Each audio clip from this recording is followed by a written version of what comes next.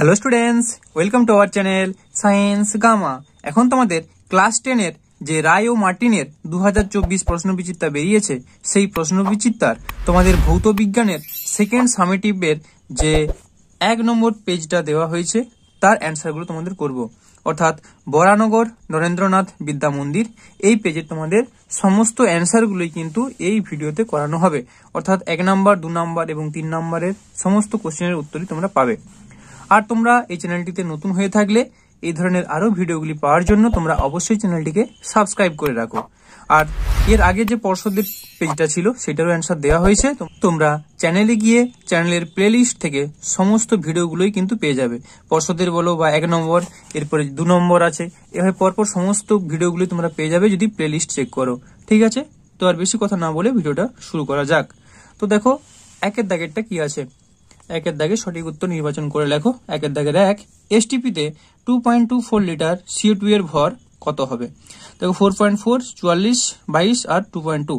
দেখো আমরা জানি যে CO2 কার্বন ডাইঅক্সাইড মানে কত? কার্বন ডাইঅক্সাইড মানে 44 গ্রাম, কার্বনের হয় কত 12 প্লাস অক্সিজেনের 16 গুণিত 2 মানে কত 44। তাহলে 44 গ্রামে থাকে কত 22.4 লিটার।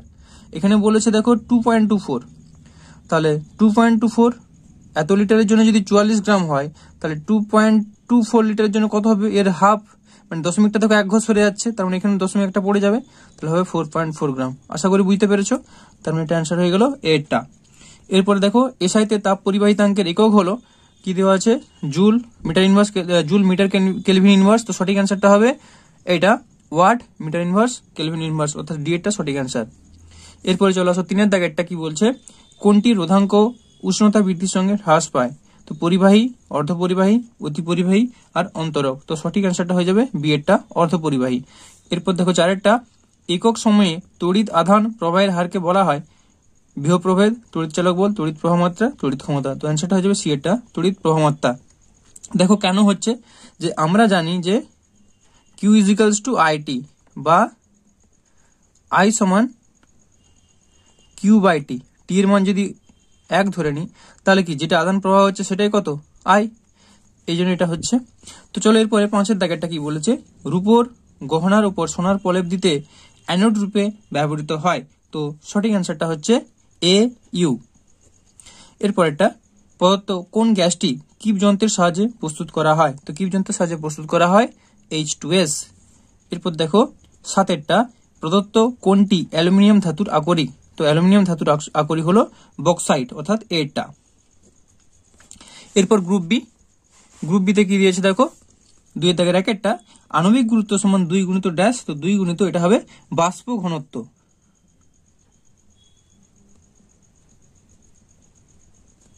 তারপরে 2 এরটা, আপাত ও প্রকৃত প্রসারণ গুণাঙ্কের মধ্যে কোনটি তরলের নিজস্ব ধর্ম? তো সঠিক অ্যান্সারটা হবে প্রকৃত প্রসারণ গুণাঙ্ক।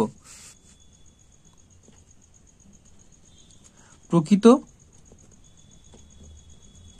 প্রসারণ গুণাঙ্ক তরলের নিজস্ব ধর্ম। এরপর এটা 3 এরটা, ফিউজ তারকে মূল বর্তনীর সঙ্গে কোন সমবায়ে যুক্ত করা হয়? তো অ্যান্সারটা হবে এটা ফিউজ তারকে হচ্ছে শ্রেণী সমবায়ে। এরপর অথবাটা, তড়িৎ বর্তনীর কোন সমবায়ে তুল্য রোধ হ্রাস পায়? তো এর অ্যান্সারটা হবে সমান্তরাল। আমি দেখো উপরটা একটু জায়গা আছে, এখানে লিখে দিচ্ছি।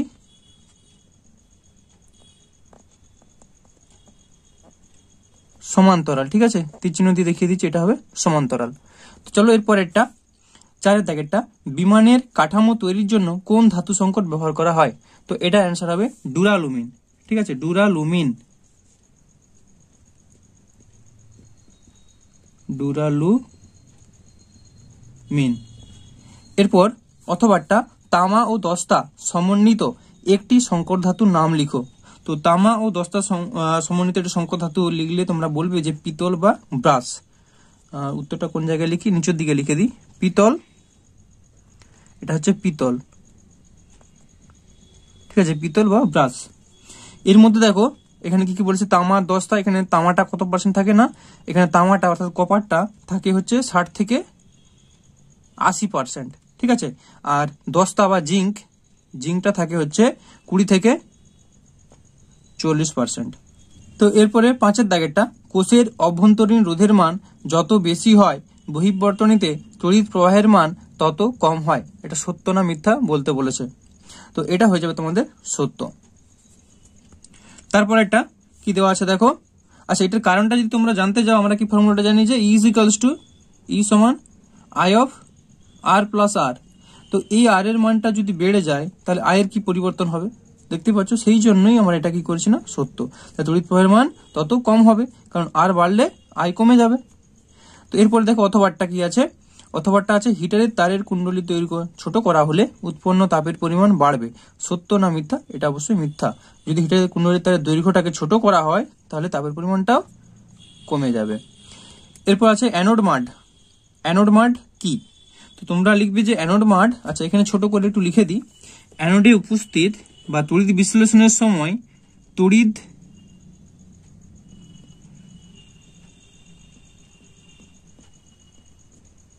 বিশ্লেষণের সময় অ্যানোডে উপস্থিত অশুদ্ধিগুলি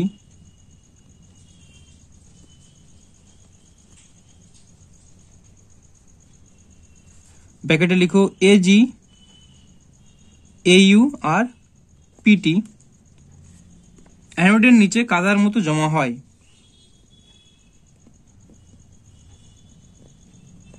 অ্যানোডের নিচে কাদার মতো জমা হয়।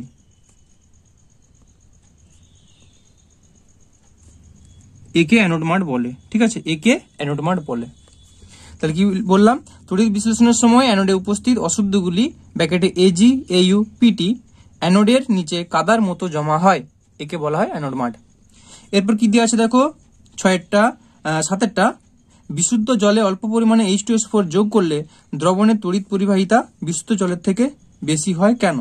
তোমরা লিখবে যে কারণ দ্রবণে আয়নের সংখ্যা অনেক বেড়ে যায়। কি বললাম? দ্রবণে আয়নের সংখ্যা অনেক বেড়ে যায়, ফলে ওই জল তড়িতে সুপরিবাহী হয়। তাই বিশুদ্ধ জলে অল্প পরিমাণ H2SO4 যোগ করলে দ্রবণের তড়িৎ পরিবাহিতা বিশুদ্ধ জলের থেকে বেশি হয়। ঠিক আছে, এটা উত্তরটা লিখে নেবে। আচ্ছা, এরপরে কি দিয়েছে দেখো 8এর দাগেরটা বলেছে যে লাইকার অ্যামোনিয়া কি। তো দেখো লাইকার অ্যামোনিয়া উচ্চ চাপে 35% অ্যামোনিয়া গ্যাসকে জলে দ্রবীভূত করলে তার আপেক্ষিক গুরুত্ব হয় 0.88। এই অ্যামোনিয়াকেই লাইকার অ্যামোনিয়া বলে। ঠিক আছে, এটাই উত্তর। তো চলো এরপরেরটা কি আছে দেখে নাও। এরপরে দিয়েছে গ্যাসের আয়তন প্রসারণ গুণাঙ্কের মান কত। তো গ্যাসের আয়তন প্রসারণ গুণাঙ্কের মান 1/273 পার ডিগ্রি সেন্টিগ্রেড, বা কেউ ডিগ্রি সেন্টিগ্রেড ইনভার্সও লিখতে পারো। ঠিক আছে, এরপর গ্রুপ সিতে চলে আসো। 3এর দাগের 1এরটা তড়িৎ চুম্বকীয় আবেশ সংক্রান্ত ফ্যারাডের সূত্র দুটি লেখো। তো এর আগে তোমাদের দেখো এর আগের পেজটায় যে তোমাদের ছিল পর্ষদের যে পেজটা ছিল সেইখানে কিন্তু এই কোশ্চেনটা ছিল। সেইখানে দেখবে 4এর দাগের 4 এই কোশ্চেনের উত্তরটা বলা হয়েছে। তোমরা আগের পেজটা থেকে উত্তরটা দেখে নাও। ঠিক আছে, মানে আগের ভিডিওটা থেকে উত্তরটা দেখে নাও। এরপর কি বলছে অথবাটা ডায়নামো ও মোটরের মধ্যে পার্থক্য লেখো। তো দেখো ডায়নামো বা জেনারেটর এবং মোটরের মধ্যে পার্থক্য, তো অনেকগুলো এখানে পয়েন্ট দেওয়া আছে, তোমরা সবগুলো এখন লিখে নাও। যার যটা পয়েন্ট দরকার 2 নম্বরে বা 3 নম্বরে সেই অনুযায়ী তোমরা লিখবে। তো কার্যনীতি দেওয়া আছে, সূত্র, কার্যপদ্ধতি, শক্তি রূপান্তর। ডায়নামোর ক্ষেত্রে কার্যনীতিতে এটি তড়িৎ চুম্বকীয় আবেশের নীতিতে কাজ করে, আর মোটর এটি চৌম্বক ক্ষেত্রে তড়িৎবাহী পরিবাহীর উপর বল প্রযুক্ত হয়, এই নীতি অনুযায়ী এটি কাজ করে। তো পড়ে বলছিলাম, ভিডিওটা অনেক বড় হয়ে যাবে, তোমরা ভিডিওটা একটু পজ করে তোমরা অ্যান্সারটা লিখে নাও। ঠিক আছে, তো চলো এর পরের কোশ্চেনটা কি আছে দেখো।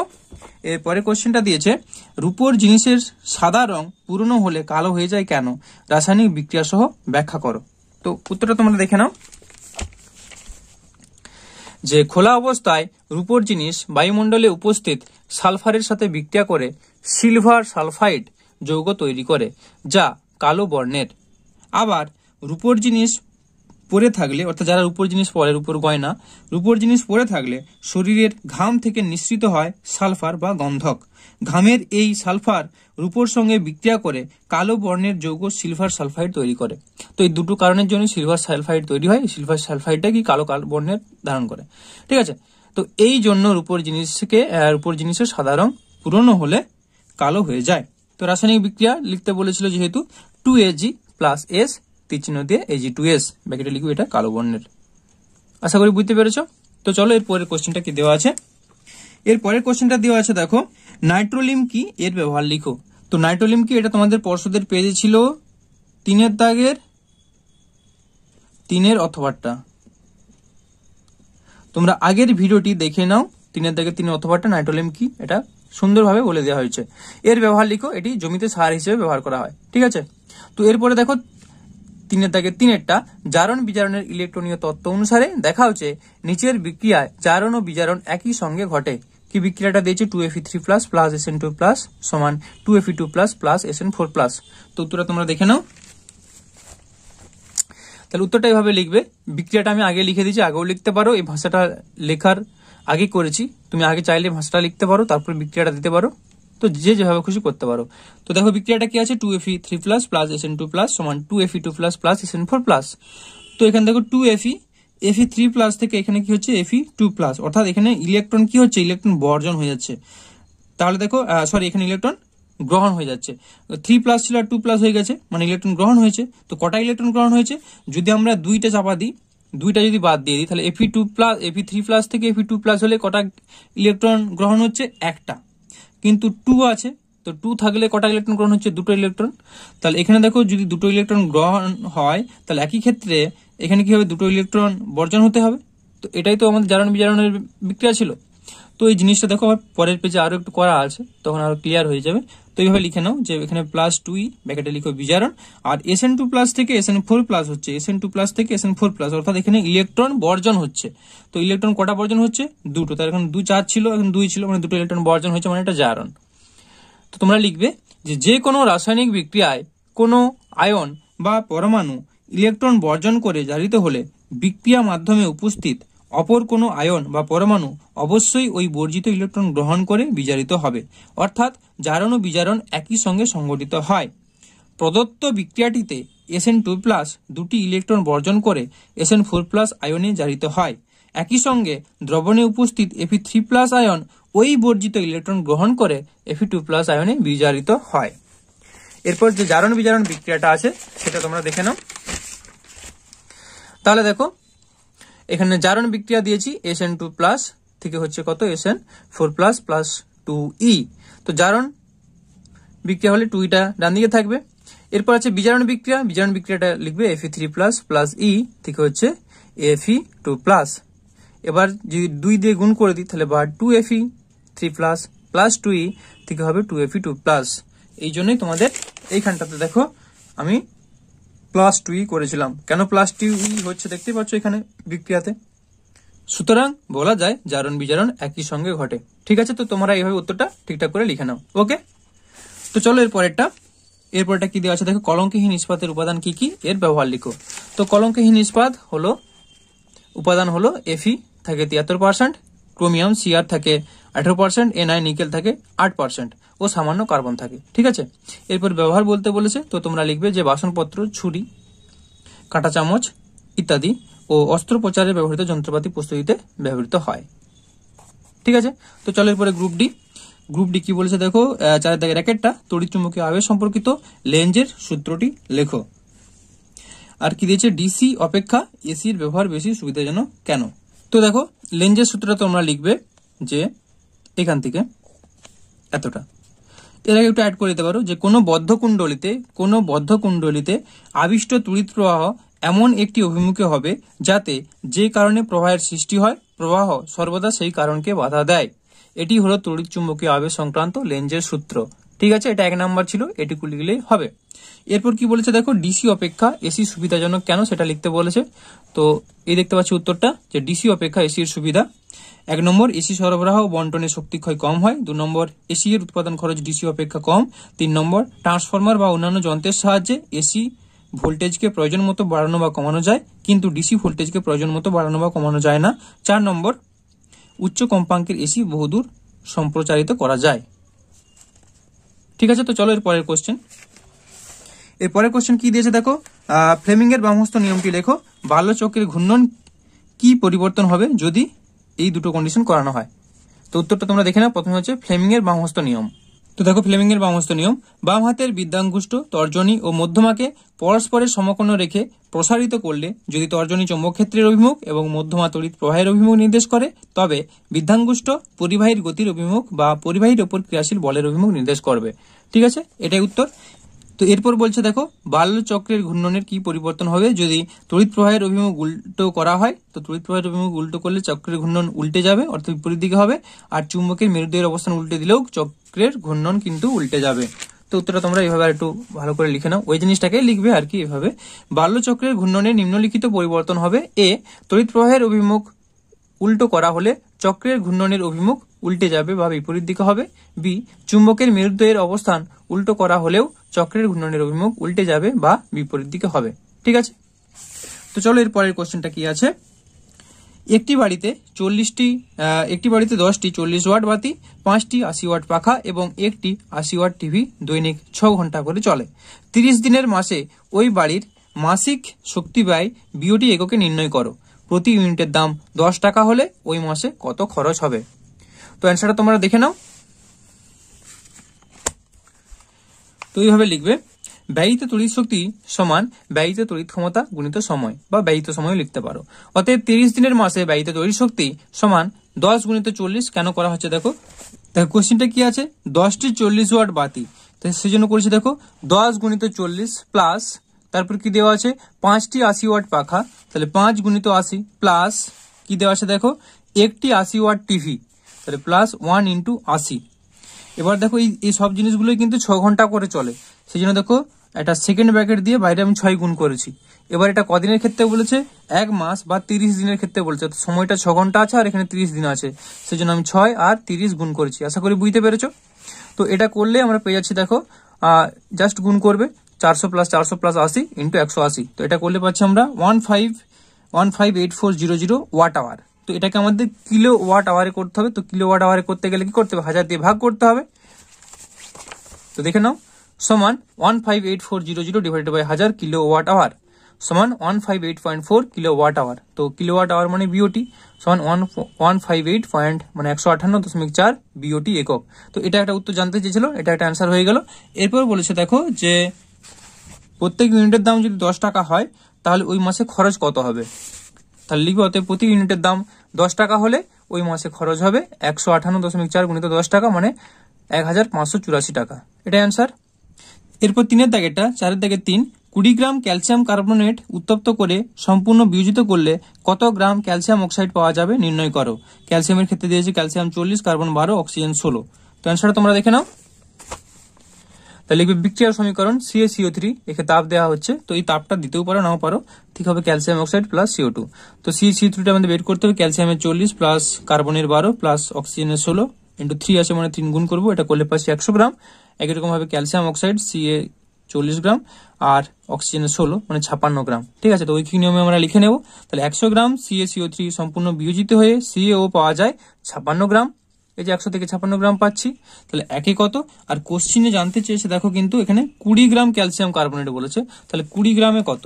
ঠিক আছে, তাহলে 20 গ্রাম ক্যালসিয়াম কার্বনেট সম্পূর্ণ বিয়োজিত করে ক্যালসিয়াম অক্সাইড পাওয়া যায় 56 গুণিত 20 ডিভাইডেড বাই 100। তো এটা করলে পাচ্ছি আমরা 11.2 গ্রাম। তাহলে লিখবে, অতএব নির্ণয় ক্যালসিয়াম অক্সাইডের পরিমাণ 11.2 গ্রাম। এটাই আনসার, আশা করি বুঝতে পেরেছো। তো চলো এরপরে অথবাটা কি আছে। 40 গ্রাম সোডিয়াম হাইড্রোক্সাইডকে সম্পূর্ণরূপে প্রশমিত করতে কত গ্রাম সালফিউরিক অ্যাসিড প্রয়োজন। তো উত্তরটা দেখে নাও। তাহলে লিখবে বিক্রিয়ার সমীকরণ 2NaOH প্লাস H2SO4 থেকে পাবো আমরা Na2SO4 প্লাস 2H2O। তো এখানে NaOH আর H2SO4 এর ব্যাপার বলেছে, তাহলে NaOH-টা বের করে নেবো। সোডিয়ামের ক্ষেত্রে কত 23, অক্সিজেনের 16, হাইড্রোজেনের 1, এটা 2 ইন্টু এটা তাহলে করলে পাচ্ছি 80 গ্রাম। আর এখানে দেখো একই রকম ভাবে হাইড্রোজেনের 1 ইন্টু 2 ছিল যেহেতু H2, সালফারের 32, অক্সিজেনের 16 গুণিত 4 তাহলে পাচ্ছি 98 গ্রাম। এবার একই রকম ভাবে ওই নিয়মে লিখবো, 80 গ্রাম সোডিয়াম হাইড্রোক্সাইডকে সম্পূর্ণরূপে প্রশমিত করতে H2SO4 প্রয়োজন 98 গ্রাম।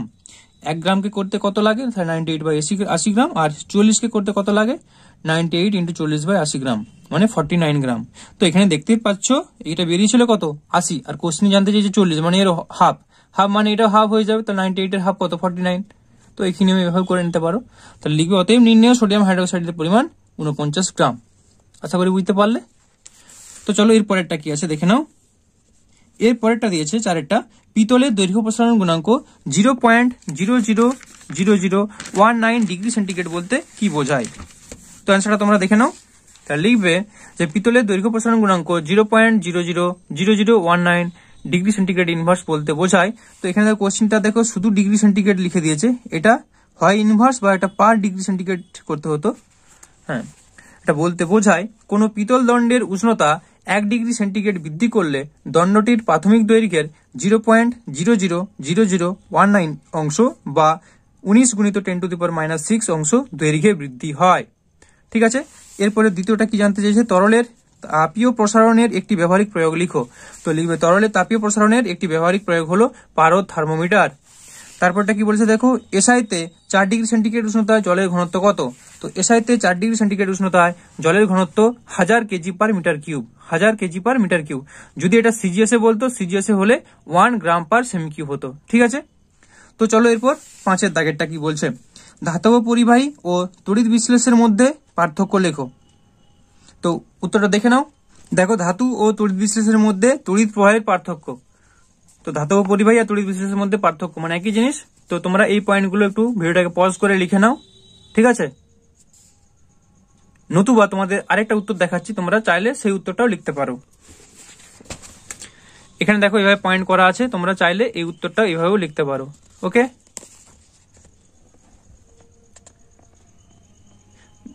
ভিডিওটা একটু পজ করে স্ক্রিনশট করে নাও বা লিখে নাও।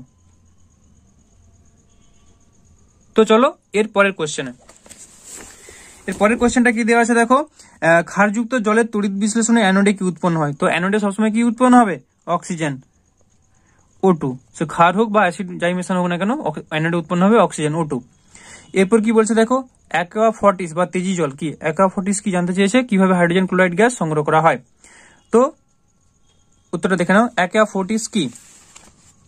লিখবে অ্যাকোয়া ফর্টিস বা তেজি জল বলা হয় নাইট্রিক অ্যাসিড HNO3 কে। ঠিক আছে, তো এরপর জানতে চেয়েছে কিভাবে হাইড্রোজেন ক্লোরাইড গ্যাস সংগ্রহ করা হয়। তো উত্তরটা তোমরা দেখে নাও, HCl গ্যাসের সংগ্রহ। NaCl ও H2SO4 এর বিক্রিয়ায় উৎপন্ন HCl গ্যাসকে H2SO4 এর মধ্য দিয়ে চালনা করে শুষ্ক করা হয়। HCl গ্যাস বায়ু অপেক্ষা 1.28 গুণ ভারী হওয়ায় HCl গ্যাসকে বায়ুর ঊর্ধ্ব অপসারণ দ্বারা সংগ্রহ করা হয়। HCl গ্যাস জলে খুব দ্রাব্য হয়, একে জলের অপসারণ দ্বারা সংগ্রহ করা যায় না। ঠিক আছে, এটাই উত্তর। তো চলো এরপরের কোশ্চেন। এরপরে কোশ্চেন দিয়েছে স্পর্শ পদ্ধতিতে H2SO4 প্রস্তুতিতে SO2 থেকে কিভাবে SO3 প্রস্তুত করা হয়, শর্ত সহ বিক্রিয়ার সমিত সমীকরণ লেখো।